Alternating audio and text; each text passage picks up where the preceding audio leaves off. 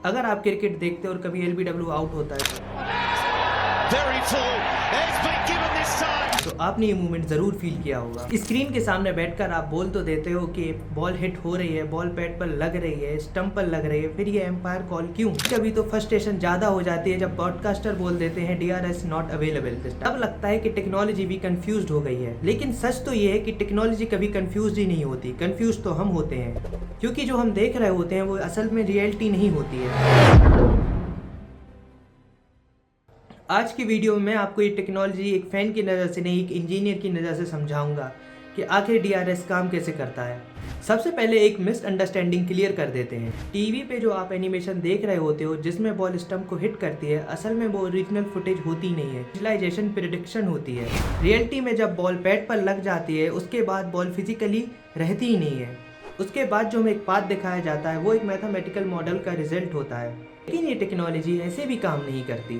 LBW के पीछे जो सिस्टम काम करता है उसे हॉकाई कहते हैं। इस सिस्टम का फंडामेंटल ट्रैंगुलेशन है। ट्रैंगुलेशन का मतलब होता है एक ऑब्जेक्ट को मल्टीपल एंगल से देखकर उसकी एग्जैक्ट लोकेशन या पोजीशन प्रेडिक्ट करना। स्टेडियम के ऊपर अलग अलग एंगल से 6-7 कैमरे हाई स्पीड वाले लगाए जाते हैं।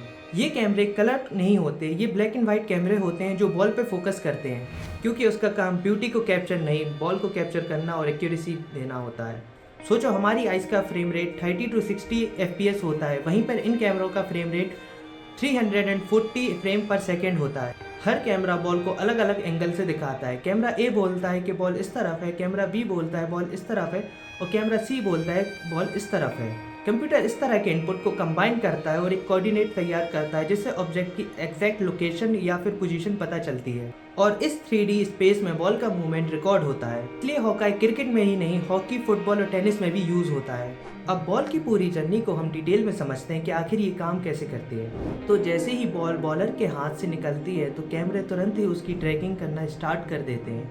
बॉल हवा में स्विंग कर रही होती है, पिच पर लैंड करती है और सरफेस की वजह से अपना एंगल चेंज करती है और जाकर बैट्समैन के पैड पर लगती है। यहाँ तक सब कुछ रियल फिजिक्स काम कर रहा होता है। पॉइंट के बाद बॉल का फीचर सिर्फ कैलकुलेशन होता है।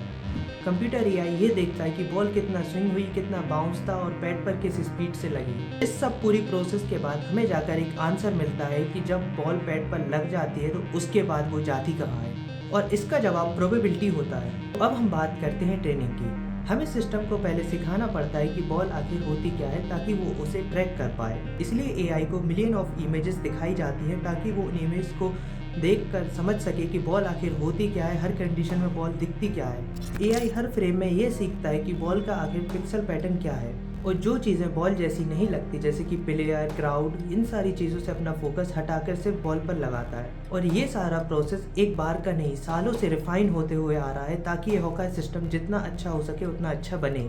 अब आते हैं कोलैबोरेशन पे। ठीक मैच से पहले इंजीनियर पिच पर एक स्ट्रक्चर रखते हैं जिससे सिस्टम को बताया जाता है कि ये एग्जैक्टली पिच की लेंथ है और ये स्टंप की एग्जैक्ट हाइट और चेयर्स की एग्जैक्ट पोजीशंस है। ये AI नहीं, ये पूरा मैथ्स का पार्ट है और यहाँ सबसे ज़्यादा रिस्क होता है। जैसे कोई भी कैमरा अपनी पोजीशन से हिल गया थोड़ा सा भी, हवा से, क्राउड से या फिर वाइब्रेशन से, तो एक्यूरेसी गिर जाती है और एक्यूरेसी गिरने की वजह से पूरे सिस्टम को रीस्टार्ट करना पड़ता है। अब आते हैं सबसे कॉन्ट्रोवर्शियल टॉपिक, एम्पायर कॉल पे। Be the issue here. There it is, pitching on middle. Oh boy, I'm afraid to say it's all over. Oh yes, good appeal. सबसे ज़्यादा कंफ्यूज कर देने वाला मूवमेंट होता है। विराट कोहली का एक सबसे फेमस स्टेटमेंट है जो उन्होंने इंडिया वर्सेस साउथ अफ्रीका के मैच में स्टंप माइक में जाकर ब्रॉडकास्टर से कहा था कि अगर बॉल स्टंप को लग रही है तो ये आउट है। इसी बात को नासिर हुसैन ने डिकोड करके बताया कि आखिर इसमें होता क्या है। एक्चुअली में बॉल कभी स्टंप को हिट ही नहीं करती, ये एक प्रिडिक्शन होती है जो कि AI करता है। इस प्रिडिक्शन में हमेशा मार्जिन ऑफ एरर होता है। जब बॉल स्टंप के बिल्कुल एज पर लगती है तो AI यहाँ पर कंफ्यूज होता है कि इसे आखिर कहते क्या है और ये एक डाउट जोन में आ जाता है। यहाँ पे अथॉरिटी सीधा एम्पायर कॉल को मिलती है। ये एम्पायर को पावर देने के लिए नहीं, ये सिस्टम की लिमिटेशन को दूर करने और एब्स्ट्रैक्ट करने के लिए होता है। अगर एम्पायर ही कॉल ना हो तो अगर गेम से एम्पायर कॉल हटा दिया जाए तो गेम का बैलेंस ही टूट जाएगा। स्टंप का वर्चुअल साइज बड़ा हो जाएगा और बॉलिंग टीम हर बॉल पर अपील करेगी।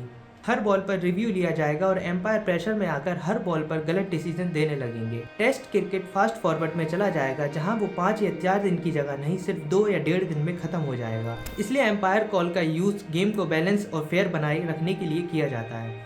अब फाइनल कंक्लूजन पर आते हैं कि कभी कभी ब्रॉडकास्टर बोलते हैं कि tracking not available at this time.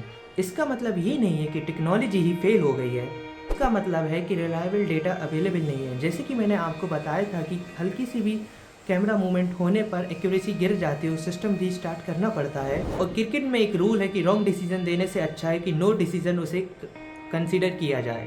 और नेक्स्ट टाइम जब गुस्सा आए और एम्पायर कॉल समझ ना आए, या जब बोले कि ball tracking not available, maths, physics, AI और हॉनेस्टी का कॉम्बिनेशन है और इसी वजह से क्रिकेट आज भी फेयर है।